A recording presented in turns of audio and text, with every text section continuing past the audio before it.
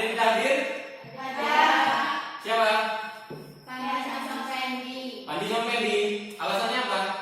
Izin. Izin ya? Sudah, berarti yang hadir 13 orang ya. Ya. Kemudian silakan dibaca terlebih dahulu buku cetaknya. Kemudian bahan ajar telah Bapak bagi, dibaca. Kemudian nanti akan Bapak bagikan LKPD dalam kegiatan diskusi kelompok. Materi kita pada hari ini adalah tentang lembaga-lembaga negara sebagai perwujudan kedaulatan negara sesuai dengan Undang-Undang Dasar Negara Republik Indonesia tahun 1945. Bapak ingin tahu lembaga-lembaga negara apa saja yang kalian ketahui? Coba sebutkan lembaga-lembaga negara yang kalian ketahui. Ada yang tahu? Silakan ngaco. Ya, dari 5 orang. Coba Cikita sebutkan. MPR dan DPR. MPR dan DPR. Bagus sekali jawabannya. Kemudian ada yang lain? Ya, lagi. Presiden dan Mahkamah Agung. Presiden dan Mahkamah Agung. Bagus sekali. Jadi itu sebagian kecil dari lembaga-lembaga negara di Indonesia. Nah, nantinya akan kita pelajari lembaga-lembaga lainnya di pembelajaran kita pada hari ini. Jadi manfaat pembelajaran kita pada hari ini adalah untuk mengetahui bagaimana sih pelaksanaan kedaulatan rakyat di negara Indonesia, khususnya lembaga-lembaga negara sebagai pelaksanaan kedaulatan rakyat.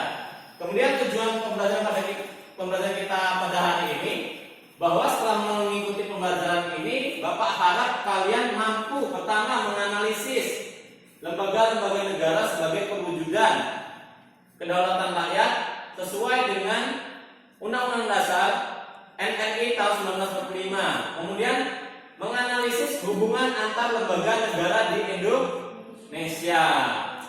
Pembelajaran kita pada hari ini akan kita lakukan menggunakan model discovery learning. Jadi kalian akan melakukan sebuah diskusi kelompok untuk membahas sebuah topik dari masing-masing kelompok akan berbeda yang terkait dengan lembaga-lembaga negara.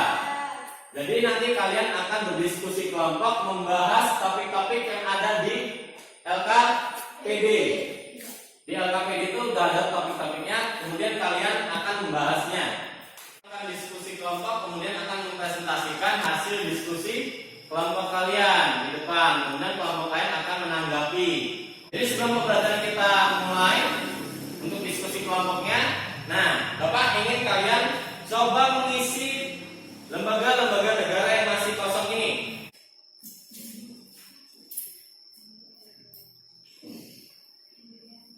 Ya, bagus sekali mengisi MPR di bagian legislatif.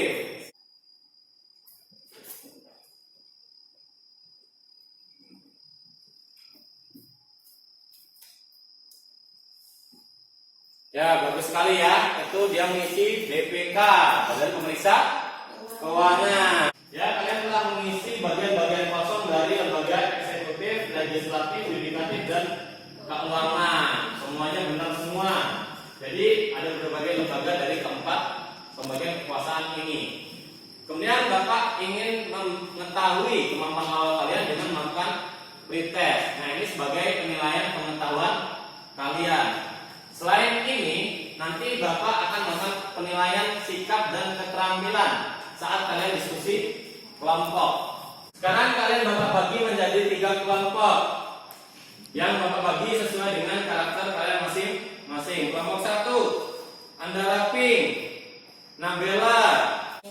Jadi setelah kalian mengamati tayangan tentang lembaga-lembaga negara ini, apa yang kalian dapatkan dari tayangan tersebut? Ada yang bisa menyampaikan?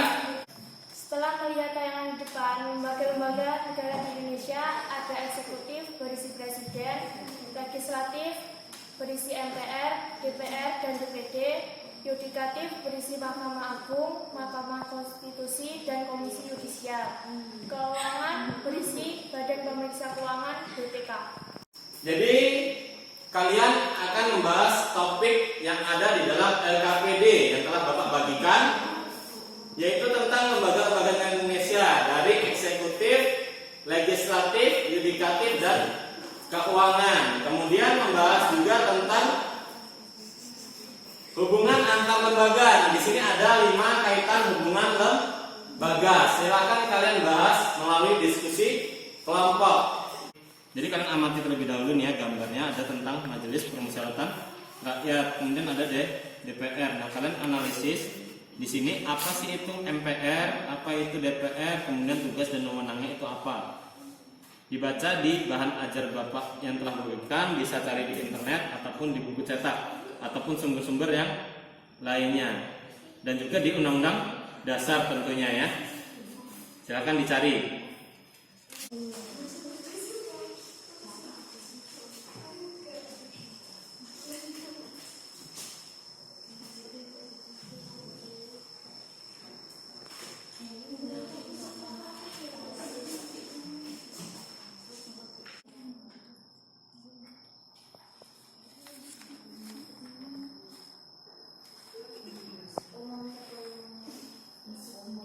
C. Dewan Perwakilan Rakyat dalam kurung DPR. Waalaikumsalam warahmatullahi wabarakatuh. Kami dari kelompok 1 ingin mempresentasikan hasil kerja kami. Yang pertama akan dibacakan oleh laki-laki. Pasal 4 ayat 1 Undang-Undang Dasar Negara Republik Indonesia tahun 1945 menyatakan bahwa Presiden Republik Indonesia memegang kekuasaan pemerintahan menurut Undang-Undang Dasar. Kemudian dalam pasal 7 dinyatakan bahwa Presiden dan Wakil Presiden memegang jabatan selama 5 tahun.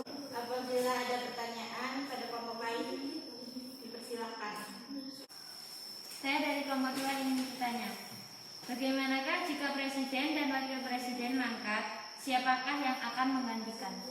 Saya akan menjawab pertanyaan dari kelompok 2. Jika Presiden dan Wakil Presiden mangkat, berhenti atau diberhentikan sesuai dengan pasal 8 UUD 1945, maka tugasnya digantikan oleh Menteri Pertahanan, Menteri Dalam Negara, dan Menteri Luar Negeri secara bersama-sama. Demikian presentasi dari kelompok kami. Apabila saya salah kata, saya minta maaf. Saya ambil bila itu dikolikai. Wassalamualaikum warahmatullahi wabarakatuh. Waalaikumsalam warahmatullahi wabarakatuh. Warahmatullahi wabarakatuh. Waalaikumsalam warahmatullahi wabarakatuh. Kami dari kelompok 3 akan mempresentasikan hasil kerja kami. Allah akan dibacakan oleh Nabi.